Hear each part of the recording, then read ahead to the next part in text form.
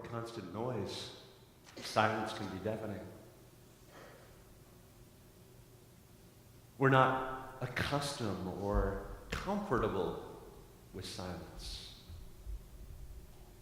Last night during the 6:45 service, as I paused, it was then that my 11-year-old daughter was sitting in the back going, "Get it moving, preacher, get it rolling, right? Can't just sit here with nothing going on."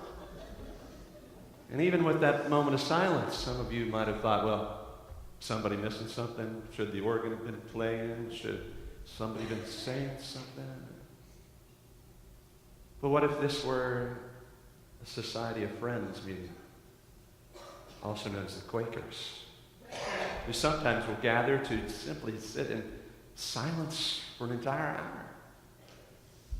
Should we try that next week, Don? Yeah? Pastor Grace Marie would say, "Don't I preach yet?" This is from a leaflet, a Society of Friends congregation in Baltimore, what they share about silence. Our worship is based on silence.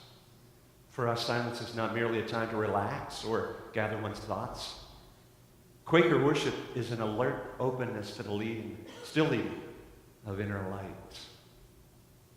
One consequence of this waiting upon the light is that one or more worshipers may be moved to speak out of the silence. Such speaking is not an intellectual exercise. It's a movement from the depths of one's being, a conscientious response to a carefully discerned leading of the Spirit. It takes time for a meeting to settle.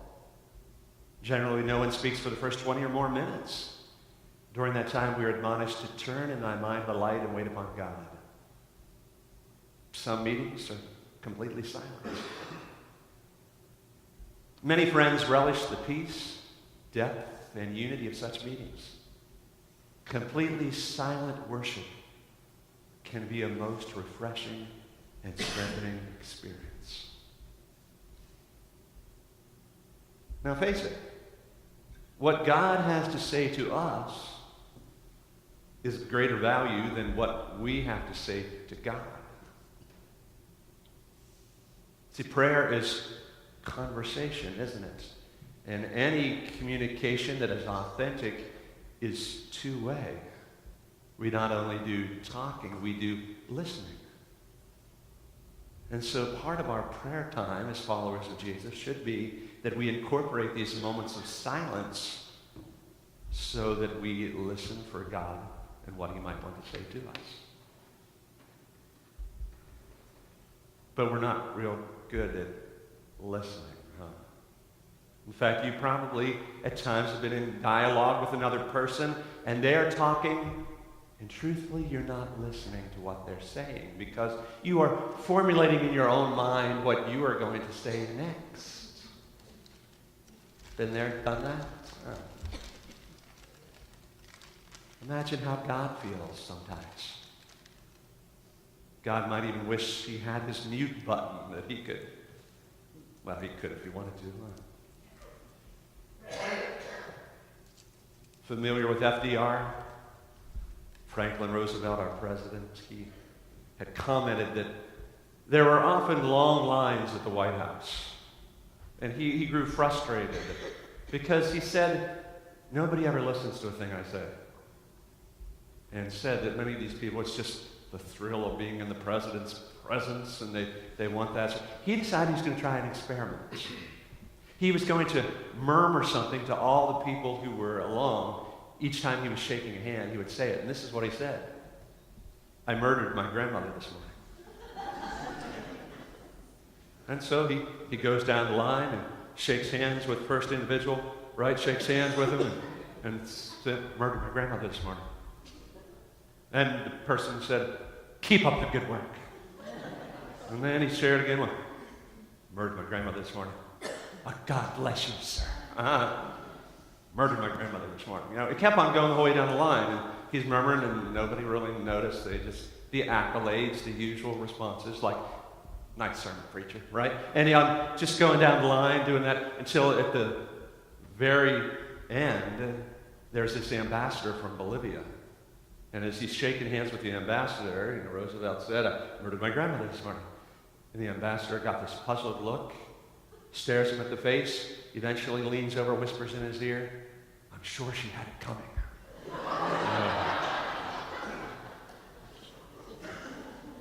But if Roosevelt feels that way, or felt that way, I think God feels that way sometimes. That as if, man, they're not listening to a thing I'm saying.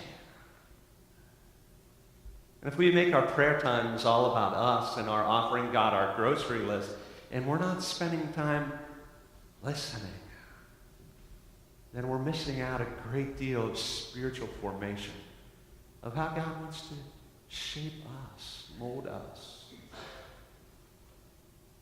I think one of the reasons we're not very good at listening is we're not very good at being still. Sometimes we feel as if constant activity needs to be in our lives, of going from this to that and busy, busy, busy.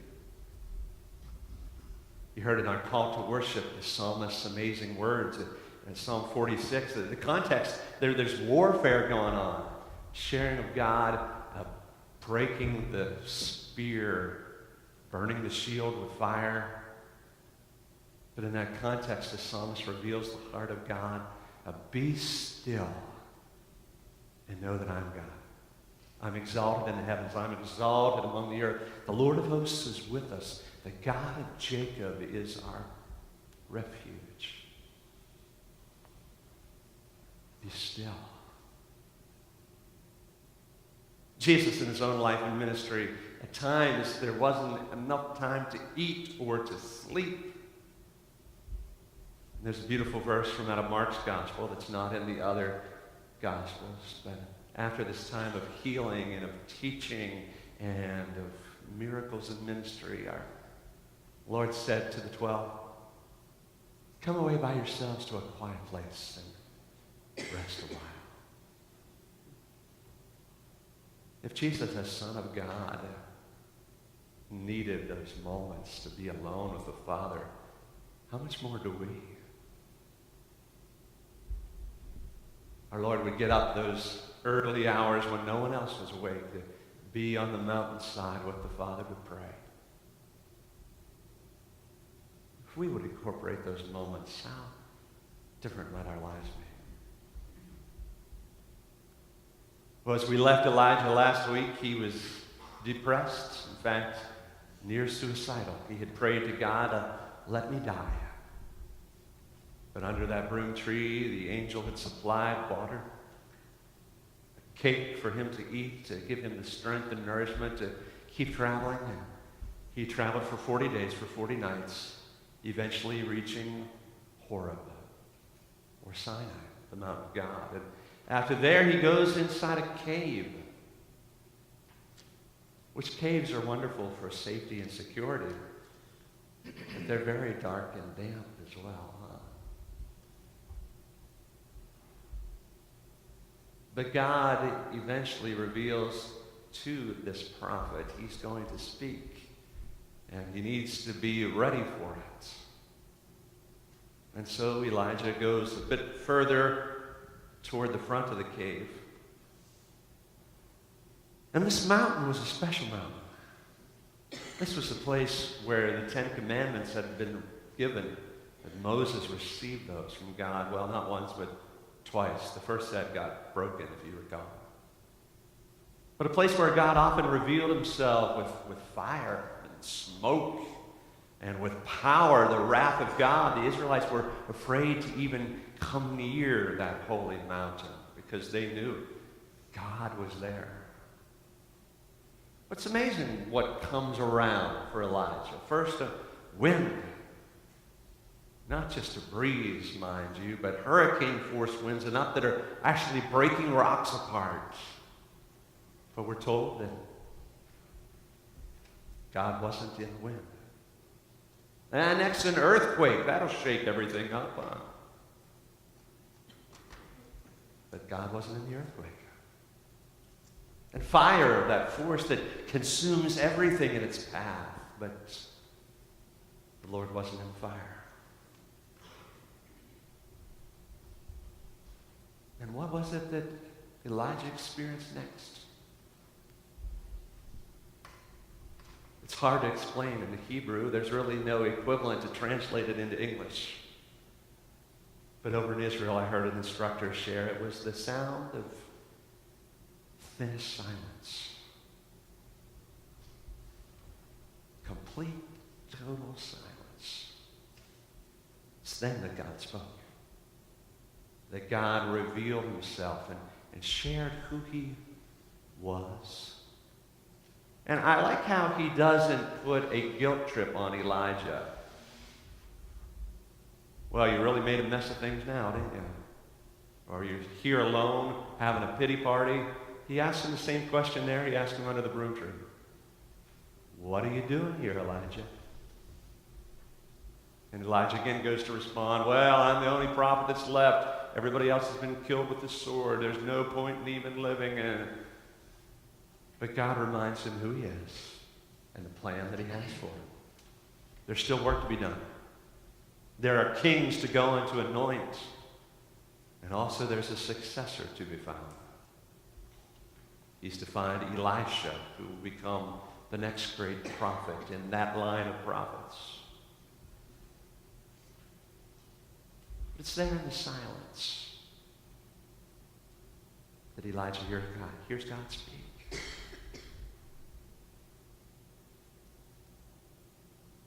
There was once a New Yorker who, while at college, he established a relationship with a Native American and decided to take him back to the Big Apple to see what the city was like. And it was chaos as usual, that city that never sleeps. All of the traffic and horns beeping and wheels wheeling and sirens in the background and noise, noise, noise, right? If you've ever been there. You haven't lived until you drive a 15-passenger van through downtown Manhattan and lose one of your group members, and you're praying fervently, Lord God, help me find them. And miraculously, he appears from out of nowhere 3 blocks later. God is good. But anyway, while they're in Manhattan, they're walking through the sidewalk, and the Native American says, I hear a cricket. And his friend looks at him and, nobody can hear anything with this. And he insisted, no, I hear crickets. And so they walked a little bit further, and there were some bushes, not a whole lot of bushes there, but some bushes outside of one building. And as he knelt down, sure enough, he picked up this tiny little cricket. And his friend said, you have to have that superhuman ears. How in the world did you hear a cricket with all this crazy stuff? I could never hear that. But his friend said, oh, no, you could. He decided to teach him a lesson. He reached into his pocket, he grabbed a handful of coins, threw them up in the air, and they fell down on the sidewalk. And within about 15, 20-foot radius, everyone who was there turned and looked and was feeling to see if they had dropped the change. And this native friend said to him, our ears are tuned into what's ever the most important to us. That's what we hear.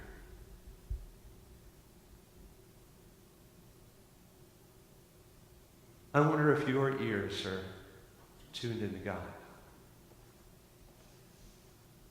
See, God speaks. Sometimes it's an audible voice. To some, it's a still, small voice.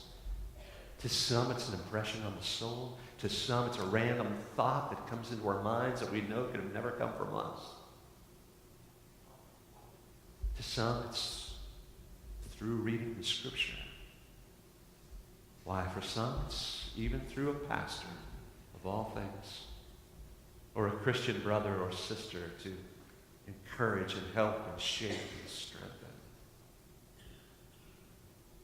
God still speaks. The question is, do we listen?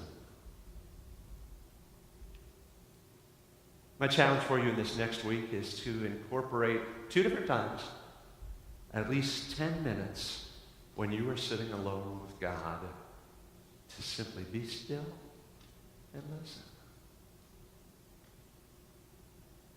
Might not be comfortable, but it just might be life-changing. Because what God has to say to us is always of greater value than what we have to say to him. So let's allow God to speak. Amen.